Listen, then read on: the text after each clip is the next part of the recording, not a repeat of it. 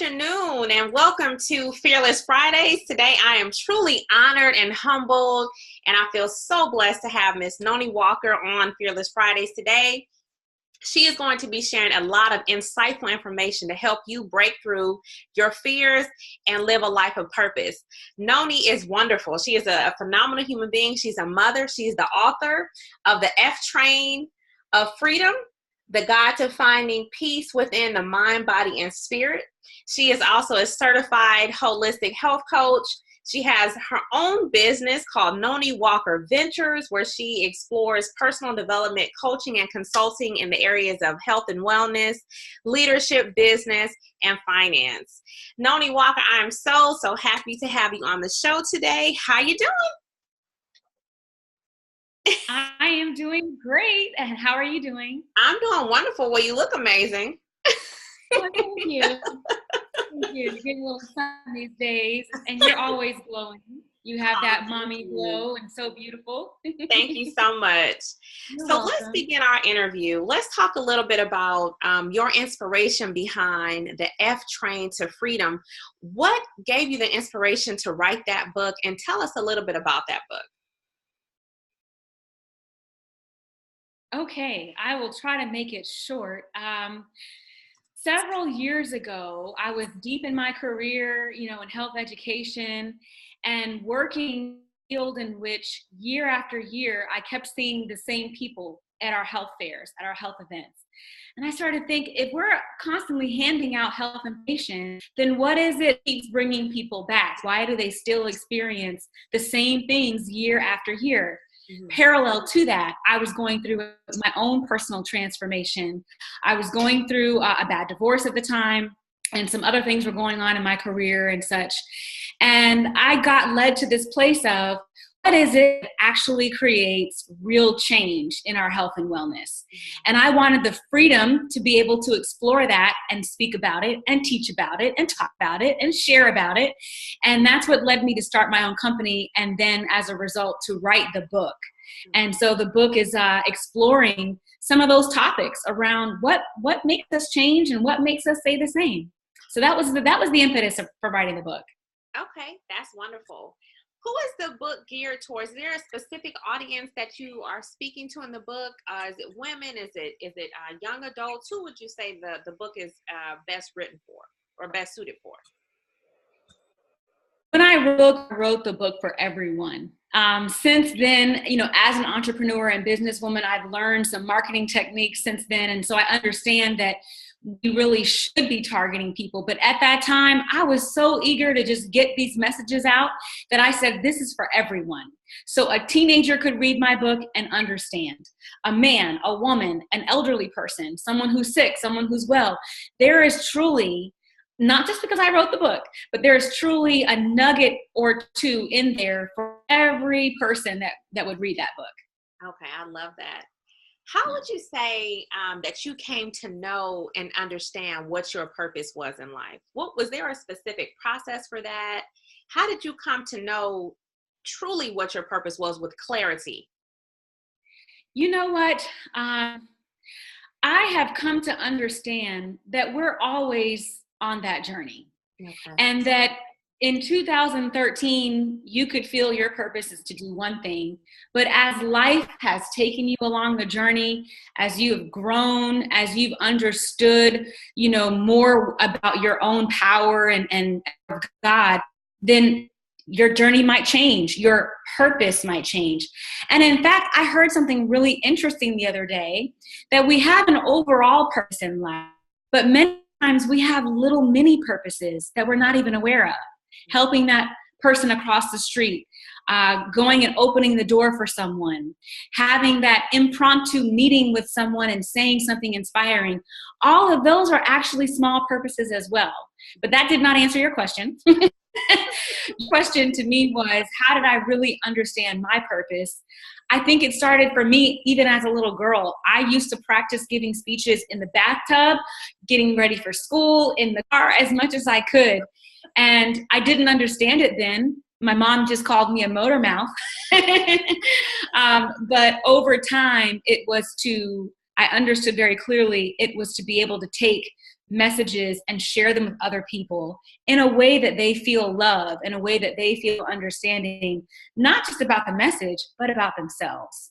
And I think that the more that I have spent time focusing on the God within, meditating, enjoying life, enjoying nature, that those are the things that help to clarify my purpose. Okay, I love that. How do you think someone who is clueless, someone that may be at that point in their life where they're like, oh God, I really just don't know what my purpose is. Do you have any tidbits of advice for someone that may be looking to have more purpose or align more with their purpose or even discover what their purpose is? What advice would you give to someone in that situation? I used to go with all of the things that we would find in a magazine or elsewhere, that go to this workshop and find your purpose, go and do these things outside of yourself. But in the last few years, even after I wrote that book, I truly believe that the number one way to find your own purpose is to really practice self-love. Because, why do I say that? Because many times our purpose, we already know, but it's like under all of these layers of negative beliefs. It's under these layers of trying to please other people. It's under these layers of someone telling us what we can and cannot do. And so when we're trying to work through all those layers, of course the purpose is hidden.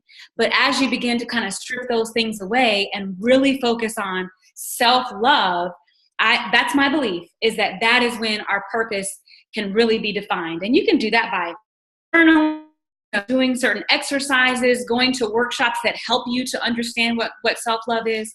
But that's just my belief and how we can find our purpose. I love what you say about self-love, because for me, self-love is all about honoring yourself, honoring God and honoring you.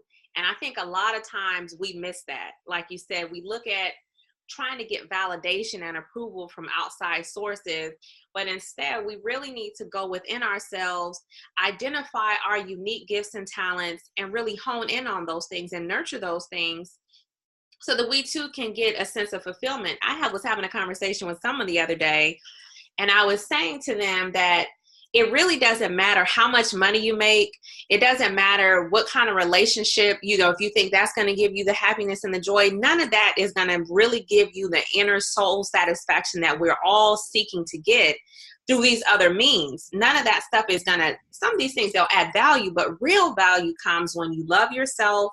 And in loving yourself, you're honoring God and you're honoring your true calling and really taking action on what's within. I love that you said that. There's a quote that you have that I love. The power within is our greatest resource for health and wellness. How has that quote shaped your philosophy on life? How has it shaped the way that you decide to make choices, the way that you move through your life, through your journey? It's really closely related to our last piece of this discussion. The power within, guides us on our journey to health and wellness. Again, when I had taken the time in bits and pieces throughout my life to go through those processes of self-love, self-validation, self-accountability, being responsible for my own happiness, those are when I have had the most flourishment. Is flourishment a word? When my life has flourished the most. Every time, as I've gone back, every time on the roller coaster of life, the times that I was most down was when I was believing in something greater outside of myself. A career. Oh, this career is going to define me. A relationship. Oh, this is the best man in my, and I'm not putting the career or the man down. I'm saying that when those things were greater than me and my own power and self-love is when I was the lowest on the roller coaster. So in terms of how does it help me how does that guide me in my decisions, is by saying that, let me just start first with that. Then the career and the relationship and the best friend, those are the icing on the cake, that I can still take advice and counsel from, but I'm taking it from a place of knowing where I am centered in myself first. And then we are able to go out into the world and make decisions that are good for us. I love that. And I love that one of the key words that stood out to me when you were just speaking was when you said accepting responsibility for your own happiness. I think Girl. that's so key for your happiness, for your life, for your wealth, for your health, for everything. And I think a lot of times people can get stuck in this victim mentality where or just a lack of conscious awareness where they're blaming everything on the outside. It's his fault, it's this person's fault, it's all of these things, it's my job's fault. Really, we need to get to a place where we accept total and complete responsibility for our life, for our health, for our wealth, for everything about us. And from that point, you get into a state of power, because then you realize it's really all on you. It's your happiness, your success. Everything is dependent upon you and the choices that you choose to make. So I love that you said that. Tell us about the business that you just recently launched. Tell us a little bit about the business that you launched last week. What is it? What's the purpose behind it? And what kind of services do you offer with that? Okay, well, I've had this health and wellness umbrella for a very long time. So I had to kind of think about, what is this? This is a branch of my already established business. And I was certified as a womb Reiki practitioner. And so last week, down here south of Atlanta in Fayetteville, I did launch offering that service to women in and around the metro or South Atlanta area. Okay. And so people are like, what is this thing you doing with the womb? You trying to get people pregnant? And it's so funny. So I'll just really quickly break it down like this. First, it's centering on the practice of Reiki. Reiki means universal life force energy. Okay. And it's looking at the different energy centers within our body and being able to just connect with those, open them up, get them all balanced so that we feel more balanced as we're going throughout the world. And then womb Reiki is focusing on, I can't stand up, but is focusing on the womb, AKA our reproductive center. So it's by taking that same practice and focusing it on the womb in order to heal, in order to balance and clear trauma and, enhance our sensual vibration and many things like that. So this is the service that I launched. There's a lot of little things that are going to come out of that, but it was really exciting last Friday to launch that at the spa here. I think that one of the most profound things that you're doing on your journey is really helping women in our day, modern women, reconnect to ancient wisdom and understanding. Because women, we have to realize, modern women, we store a lot of trauma and pain and hurt, and then we wonder why we get these dis-eases of the womb. And it has a lot to do with our emotional and our energy not being balanced. We have toxic weight. We're holding it in there, we're storing it in there. And I think that with that service, that's going to do so much good for women, and being open to that idea, because a lot of times women are like, wait, like you said, well, you want to help me have some more babies? No, I want to help you heal yourself. I want to help you heal your womb, heal the fibroids, heal the pain, heal the trauma. And I think that that's sacred work. And I love that you're doing that, because womb healing is one of the things that I have recently really taken a liking to, like the yoni steaming, the yoni inserts, and all of that stuff. So I completely commend you for that. I love that. What do you say could help someone identify what their true passion is? What are some ways people can find their passion? Because sometimes, I get this question a lot from people, and they're like, well, I really just don't know what my passion is. I just don't know what I really like. And, how do you recommend people go about finding that? I wish I could say in 7 days or less, you will do X, Y, and Z. Sometimes I wish it was that easy, because, even with myself, you know, I quote unquote suffered for so long, not really recognizing what I already knew within. And I see my other sisters and young girls, and I see our men as well going through that. They're not really knowing where their place is. And so then it ends up, they're either lashing out or they're just unhappy, they're depressed. So I'm not even sure if there's like an easy answer to that question. It is, I would say, again, I'm going to go back to self-love as number one. Okay. And I think encapsulated within that is to forgive yourself for whatever it might be, whether it might be negative beliefs that you realize you've been carrying, especially with our womb health, forgiving ourselves for anything that we did to internalize the trauma that has come. And I also think that after self-love and forgiveness, it's helping, you know, releasing those fears. This is your series, the Fearless Fridays. I love it. I can't wait to see some of the shows. But by focusing on activities to help us release our fears is going to help a lot. And embracing that power within, embracing God within, knowing that you can start with yourself first. I feel like I'm saying the same things over and over again, but I'm doing it to really make a strong point that our purpose, our passion, you know, the greatest love of our life, the greatest career in our life is going to start from within. And until you give yourself the time, the forgiveness, the self-love, and that can be through many ways. Go outside, you know, spend time in nature, go see a therapist, start journaling, meditate. Sometimes it's as simple as like, we're not drinking enough water. We're not deep breathing enough. And so we're running around this shallow level of anxiety, and our passion can be right there, but it's buried underneath all of these societal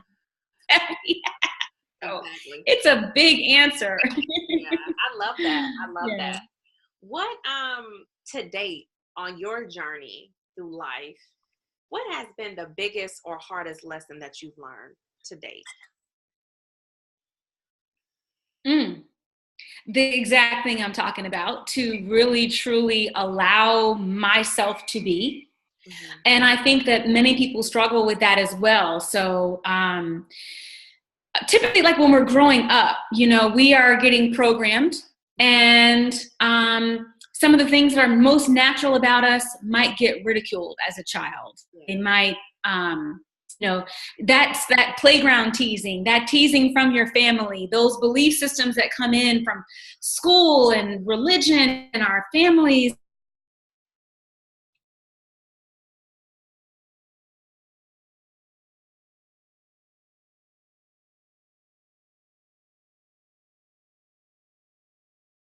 Everything, you know, from within, and to really just believe in me, you know, really love me enough. I'm really expressive, and I like to be silly and funny, and, you know, even just those simple things were kind of like taught out of me. You know, young ladies don't do that. They don't act like that. And so the biggest obstacle, any bad relationship, in any career choice that did not benefit me, has always come from that struggle of getting rid of the fear to just be myself.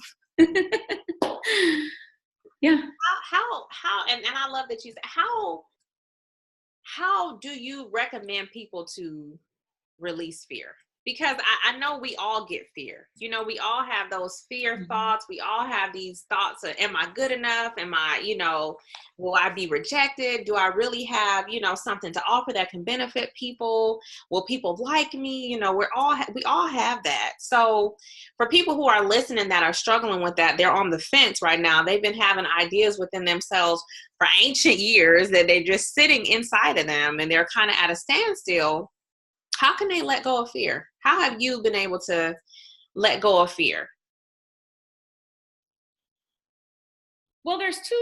I have my notes because I was thinking about this, you know, preparing, and even within my book, I talk about one major concept, that our fears are generally tied to our beliefs. Yes. And as we begin to really analyze and break down, what are my actual belief systems? Where did they come from? And do I want to hold on to them anymore? Yeah. Because there are beliefs that we've received, how to be ethical, how to live a moral life full of values. That's a good belief. Right. But there are other beliefs that don't serve us in this day and age right now. Mm-hmm. And so there's many different practices. And in my book, at the end of every chapter, I kind of give a toolbox. And so in the fear chapter, I give a toolbox as well. Mm-hmm. But for example, one of the bullets on page 24, for those that are going to buy the book after this interview, it says to identify them. So identify your fears and put them into categories. And then you can kind of link them to the belief systems that may be holding you back. Let's just take, for example, I want to write a book, but I'm so fearful to write a book. What if nobody reads it? What if there's not good content? Okay, write it down, speak it, whatever the way is that you process information. Mm-hmm. And then write out, what are all of those different fears related to that umbrella fear? And is this coming from a belief system? Is this coming from someone who told me when I was little that I didn't know how to speak properly? Is this someone that came in my ear in one of my jobs or career choices that said, I don't really think you have anything of value to offer? Mm-hmm. Where have I internalized a belief that I've heard along the way? Mm-hmm. And then you can kind of begin to work on that and say, I don't want that anymore. I just don't want it anymore. Mm-hmm. And I would say a second way, this is also equally important, is to understand that our fears are based in two places, in the past or in the future. The past is gone, doesn't exist. It ain't never coming back. The future is an imagined scenario that has never even happened. Right. When we actually look at the things that we fear, they usually exist in those two categories. But where are we right now? Right. In the now. I love that. Right. So if you have to that person who wants to write the book, who wants to start their singing career, who wants to go and join the circus, whatever it is, mm-hmm. the idea is within you now. And so by focusing on the now and allowing that to grow rather than the fear of the past of what happened, maybe it's going to repeat, or the fear of this imagined future, you can truly allow that power you already have to grow right now and just go with that. I love that. You broke that all the way down. All the way down. I love it. I love it. Okay. It's the truth. I'm just going to ask a few more questions. Sure. What do you want your legacy to be? What do you want your legacy to be?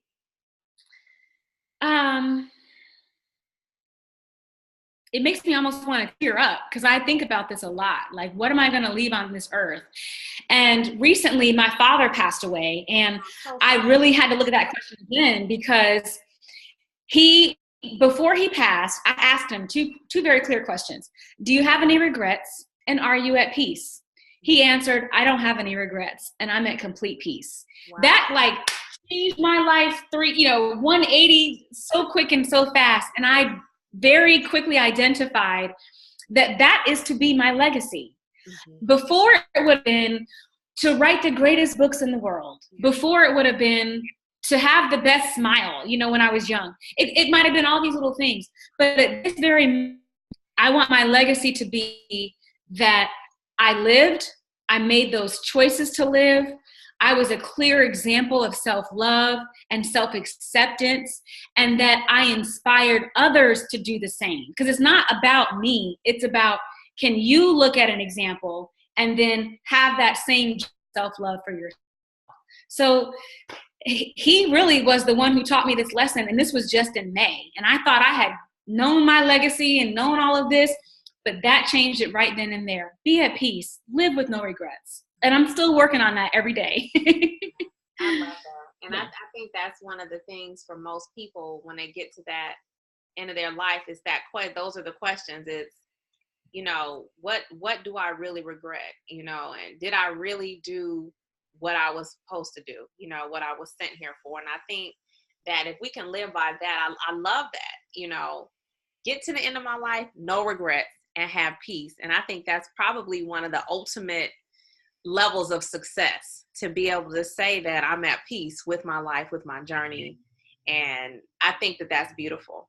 I love that. Is there any last advice? Okay. No. Go ahead.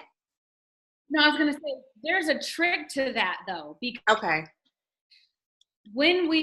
Because we will assume we're going to be here until we're like, my personal age is 120. Keep saying, ooh, I'm going to be here until at least 120. But whatever that age is, we assume we're going to be here until 75, 85.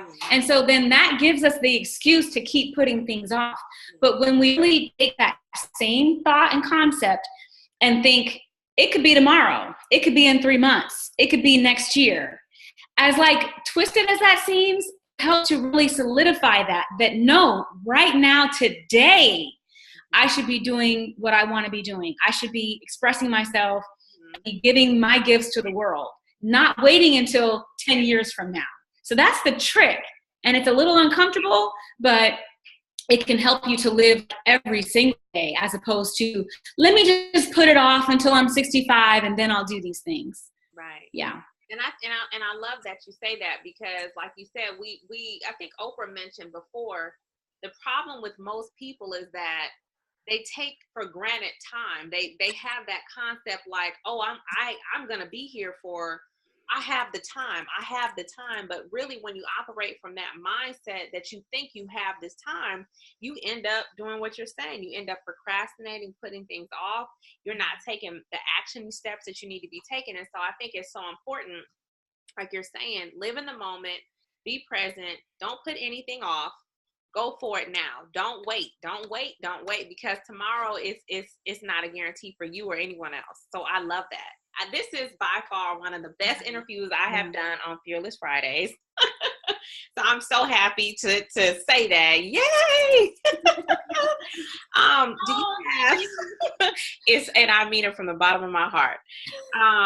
Do you have any last minute advice or tips or information that you want to share that you haven't shared yet with any of the viewers?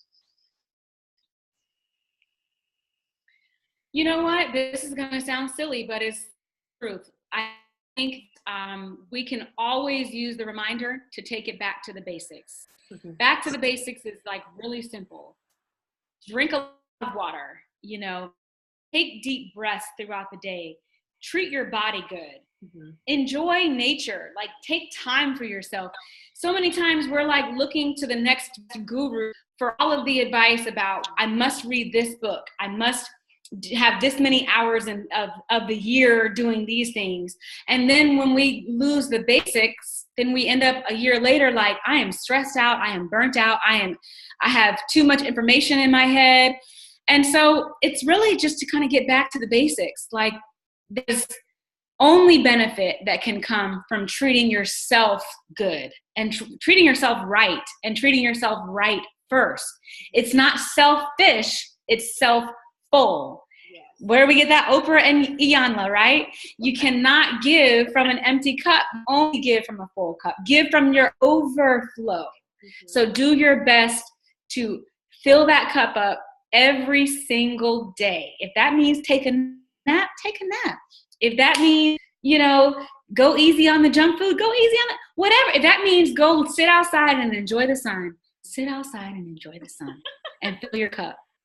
That's it. I love that. I love that. Yay!